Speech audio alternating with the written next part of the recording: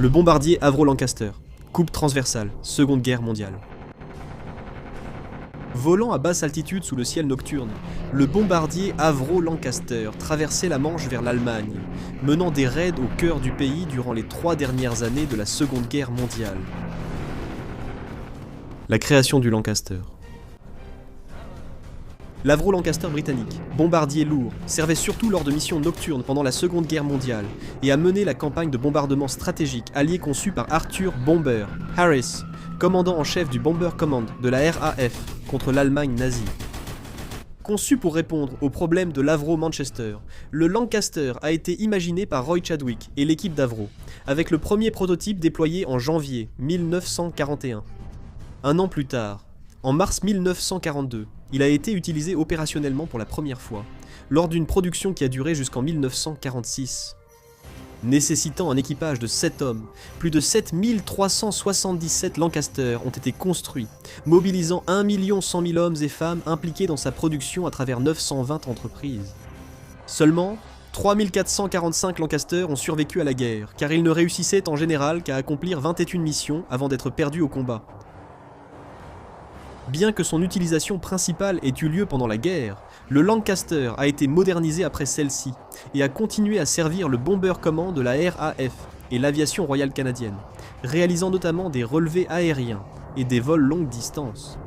Au moment de sa mise à la retraite, en 1954, remplacé par l'Avro Lincoln mieux développé, 15 variantes du modèle original avaient été créées. Aujourd'hui, il ne reste que 17 Lancaster, dont seulement 2 en état de vol.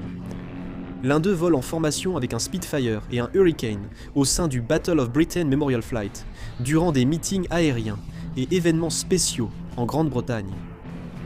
Alerte! Simple History est attaqué. La semaine dernière, nous pensions que PayPal nous avait envoyé un email pour mettre à jour nos informations. Mais c'était en réalité un ennemi sournois qui essayait de voler nos données. Si nous n'avions pas eu notre sponsor vigilant Aura à nos côtés, ils auraient pu les attraper avant qu'il ne soit trop tard, protégeant ainsi les informations de Simple History pour le bien du pays. À chaque connexion, des ennemis invisibles vous menacent, souvent sans que vous le sachiez. Ils rampent dans les recoins d'Internet, cherchant à approcher discrètement pour voler vos informations personnelles et financières. Aura vous protège contre le vol d'identité, offre un VPN sécurisé et vous avertit immédiatement s'il trouve vos informations sur le dark web. Vous et votre famille êtes protégés en ligne avec leur application tout en un, sans payer pour 7 systèmes différents. Et ce n'est pas tout. Le système de défense d'Aura bloque virus, malware et spyware. Stockez tous vos mots de passe dans leur coffre-fort sécurisé et sentez-vous immédiatement plus protégé en ligne. Pour vous sentir en sécurité en ligne, essayez l'essai gratuit de 2 semaines d'Aura. Vous serez horrifié de voir tout ce que l'ennemi sait déjà. Cliquez sur le lien dans la description ou scannez le QR code à l'écran pour commencer votre essai gratuit. Composition du Lancaster Mk1. Le bombardier Lancaster mesurait 21,18 mètres de long, avait une envergure de 31,09 mètres et une hauteur de 6,25 mètres au-dessus du sol. Le poids. Le Lancaster était plus lourd que l'avion moyen, et bien plus lourd que le bombardier allemand standard de l'époque, pesant plus de 2 fois plus. À vide, l'avion pesait environ 36 900 livres, soit 16 738 kilos, mais il était capable de transporter presque son propre poids supplémentaire, pouvant emporter 33 100 livres, soit 15 114 kilos de carburant et de bombes. Cela signifiait aussi que c'était l'un des rares avions pouvant transporter les plus grosses bombes de la RAF, dont les bombes anti-bunker de 12 000 livres. Ces caractéristiques ont aussi rendu possible le raid des Dambusters, l'opération Chastise, ce qui n'aurait pas été possible sans la capacité supérieure du Lancaster à emporter des bombes. Modifié pour transporter la bombe rebondissante de l'ingénieur Barnes Wallace sous le fuselage, c'était le seul avion apte à accomplir la mission grâce à sa soute allongée. Les moteurs. Le Lancaster était propulsé par 4 moteurs à piston, Rolls-Royce Merlin XX V12 refroidis par liquide, entraînant des hélices à 3 pales.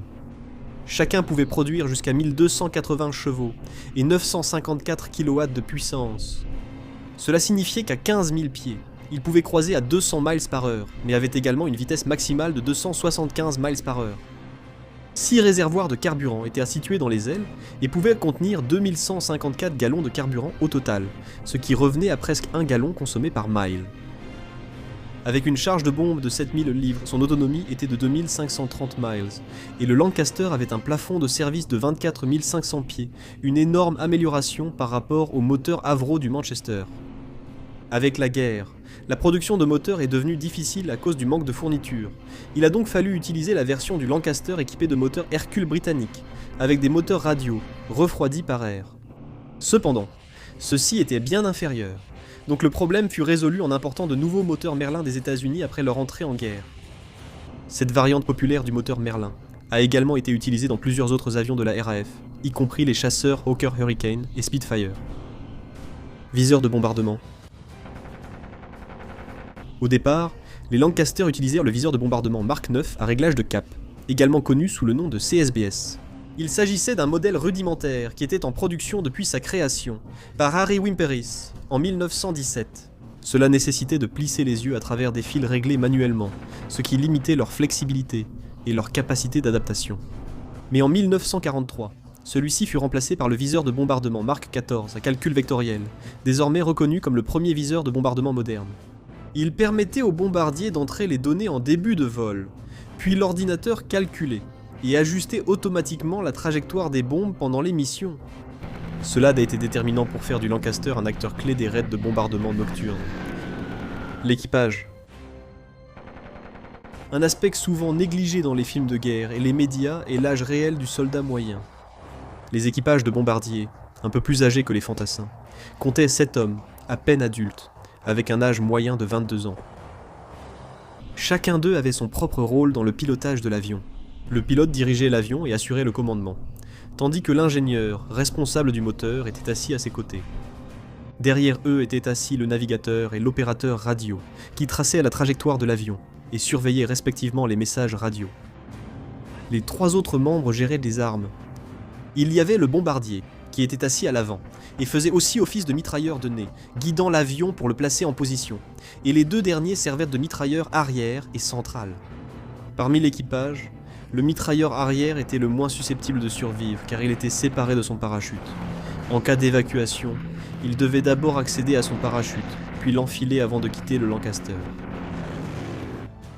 Armement. Le Lancaster était armé de 8 mitrailleuses Browning de calibre 303 réparties dans 3 tourelles à commande hydraulique. 2 étaient dans la tourelle de nez, 2 dans la dorsale et 4 dans la tourelle arrière motorisée. Contrairement aux bombardiers américains, le Lancaster n'avait pas de tourelle ventrale. Quelques variantes en furent dotées, mais elles furent abandonnées dès 1942 car jugées peu efficaces. Charge de bombe.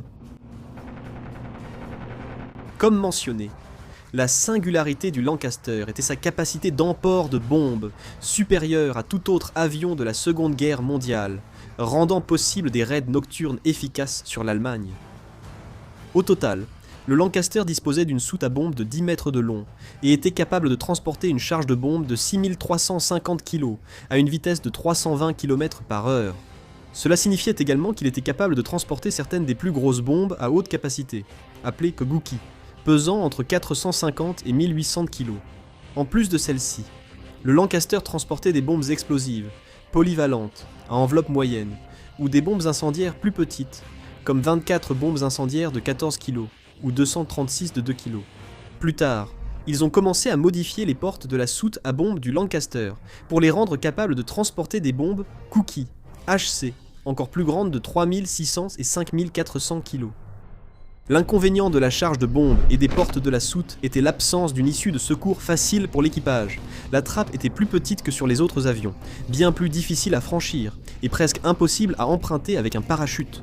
Cela signifiait que les équipages des Lancaster touchés n'avaient qu'un taux de réussite des évacuations en parachute de 15%, contre jusqu'à 25% dans les Halifax et 50% dans les bombardiers américains. Les communications.